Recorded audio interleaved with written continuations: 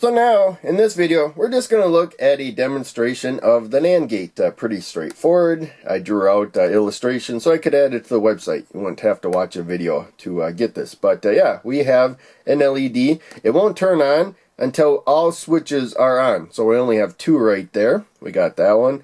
So now I turn that one on, but the LED's off. Now I turn that one on, the LED's off, or on now, since both switches are on. But if I turn either of them off, then the LED is off.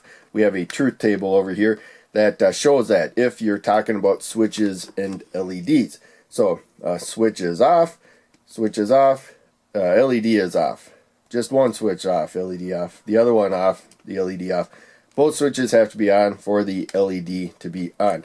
And there's schematic symbols for the logic gates. And this would be the AND gate right there. If you see this, then you know that input has to be high, and that input has to be high or on for the output to be high or on, depending on what you are working with. So sometimes you're working with like 5 volts for it to be high. That's basically what we're working here. There's 0 volts across the LED right now until we close both switches. And since the power supply is 5 volts, one for the LED being on is basically 5 volts across it. And the two switches are letting 5 volts pass. When they're closed, when they're open like they are now, they're not letting any voltage pass. So you could kind of consider that 0 volts. You know, the terminology is not set in stone. It's related to what's going on with your circuit right there. But in any case, there's, I think, 6 total logic gates right there. Each one has their own symbols.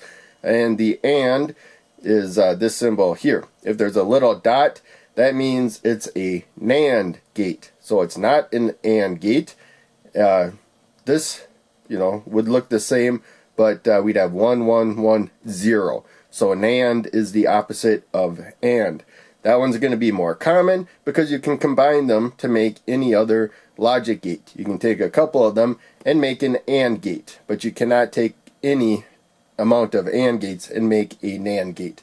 But in any case, you know, just a brief introduction to logic gates. They're in a lot of circuits in one way or another, and so it's good to get familiar with them if you want to get better at electronics. So thanks for watching. Make sure you check out one of the other videos I posted on the screen, and check out the links down below. They all help out a lot. I'll see you in the next video.